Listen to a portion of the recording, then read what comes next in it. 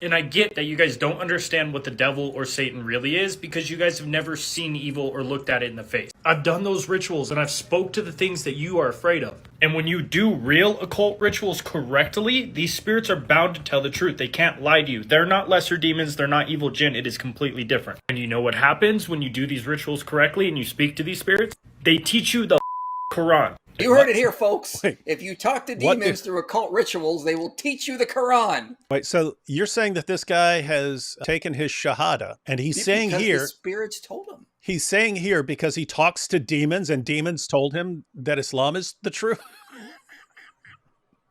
You can't make this stuff up. What's amazing is that, I haven't looked at the comments, but I would imagine Muslims going, wow, great point, man. Really making a slam dunk point about how the demons will tell you that Islam is the truth. Yes, Muslims are congratulating him and saying, oh, yes, you're right. This is obviously evidence for us. Like, dude, the demons he's talking to through occult rituals are telling him Islam is true, and yet he thinks they can't lie to him because he did an occult ritual. Things that, if are real, were invented by demons. It's like, this is so ridiculous. How could you not, look at the hair, kind of the hair on the back of your neck not stand up from hearing that? Well, it's pretty interesting because Muhammad's first impression of his revelations was that they were demonic. This thing in the cave starts roughing him up, choking him, telling him, read. Like, I can't read. No, shut up and read. I can't read, right? He thinks he's demon possessed. And it's actually his wife and her cousin who talk him out of it and say, no. You're a prophet. He's like, oh, okay. And here you have this guy years later. No, he's right. Muhammad is right. It was demons were just telling him the truth. That's what demons do. Wow, this is wild stuff. He posted another video where he said, these spirits, they're actually helping me because I did the right occult ritual. So they have to tell me the truth. And that's why I'm converting to Islam. It's like, you can't make this stuff up.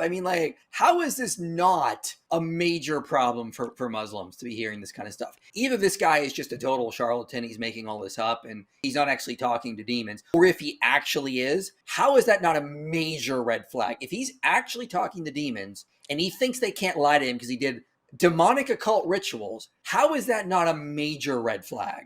This is why I'm sharing this stuff, because I want everyone to see, look what happens in the occult, guys. What are they pointing to? Isn't that a little freaky? No, because I burned 3 strands of horsehair when I was doing my incantation. So I know the demons are telling me the truth now.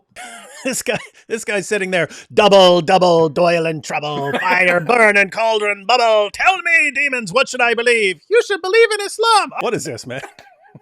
Why does nobody understand that Jesus was a Muslim? And explain to me, how could Jesus be a Christian? Jesus was never... You say Jesus was a Christian? No, we don't. Yeah, me neither. Anyway. Jesus was never praying to himself. Oh my goodness, we never thought of that. It's not like we're Trinitarians and the second person enters into creation and then what's he supposed to be? Is he supposed to be an atheist? Or is he supposed to continue the relationship with the Father that he's had for all eternity? And if he has entered into creation as Jesus of Nazareth, he would do that how? Through prayer. I see this all the time. They deliberately misunderstand the Trinity as either partialism or modalism, typically. They can never represent it as it actually is. They have to constantly make a caricature as these two heresies, partialism or modalism. I see that constantly. I was just pointing this out recently when someone was trying to say, try to use a shampoo bottle as an example, things can be 3 in 1. That's partialism. That has nothing to do with what I was talking about. This is just another straw man of what the actual Trinity doctrine is. Again, this stuff, it's like it's made for people who have no clue what they're talking about. In other words, the audience. And this guy, this guy's obviously, he's just giving his view, but it's a guy who obviously doesn't know anything about Christianity. No. Who has obviously never looked up anything with Christian theology. He's just, wait, Christians believe Jesus is God and they believe Jesus prayed? Oh my goodness, that's so dumb. How can he be praying to himself? Ha ha. Yeah, you're the first one to come up with that one. Boy, we're stumped.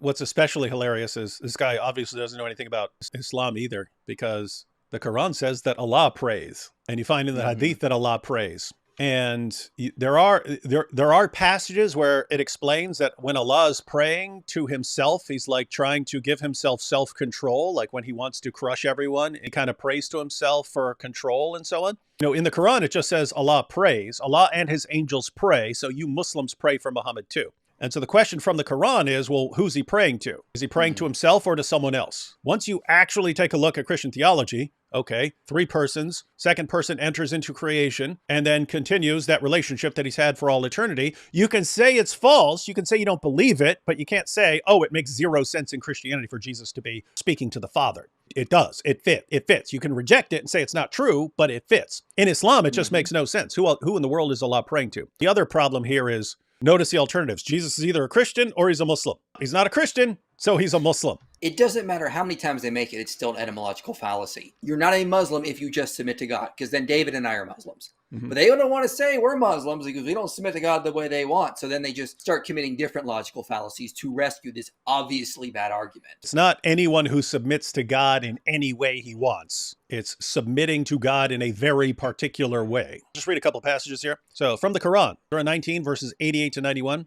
And they say, the most beneficent has begotten a son. Certainly you have made an abominable assertion whereby the heavens are almost torn and the earth is split asunder and the mountains fall in ruins, that they ascribe a son to the most beneficent. So if you go through and you've got Surah 17, verse 111, praise be to Allah who begets no son and has no partner in his dominion. Surah 6, verse 101, wonderful originator of the heavens and the earth. How can he have a son when he has no wife? Surah 4, verse 48, Allah forgives not that partners should be set up with him, but he forgives anything else to whom he pleases. To set up partners with Allah is to devise a sin most heinous indeed. The worst possible sin you can commit in Islam is saying that God has a son. According to Islam, is a prophet going to commit the worst possible sin? No, they believe in Allah's protection of the prophets from falling into major error. So when we go to the Bible and we find Jesus over and over again calling himself the Son of God, what does that mean? It means he's not a Muslim. He certainly can't be a Muslim prophet. You can't be repeatedly committing the worst of all sins and be a Muslim prophet who is protected by Allah from committing major sins. And he claimed to be God. Yeah. Very clearly in Mark, in Luke, in Matthew. In Mike Lacona showed this. Robert Bowman Jr. has showed this. Ed Komashevsky has shown this. Michael F. Bird's recent book, Jesus Among the Gods, shows this. I mean, it's just clear in all 4 Gospels, Jesus does claim to be God. And the Son. And so figure that out. And the Son. And you end up with something like the Trinity. So Jesus was a Muslim. And I know this because if you really have a good conversation with demons, they'll tell you that Islam is the truth. Demons, they do that. Follow Muhammad. Oh, okay. Thanks. Thanks, demons. What is this mess, man?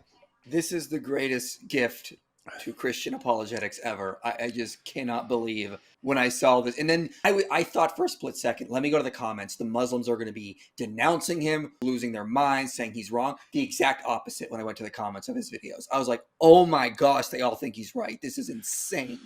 You can't ever trust a single thing a demon says outside of this particular exorcism and the liberation of this particular individual. You can't trust anything a demon tells you apart from what's being said in this exorcism. But you can't trust anything. You can't trust communication. You can't trust a conversation with a demon. This is very different from what our TikTok friend said.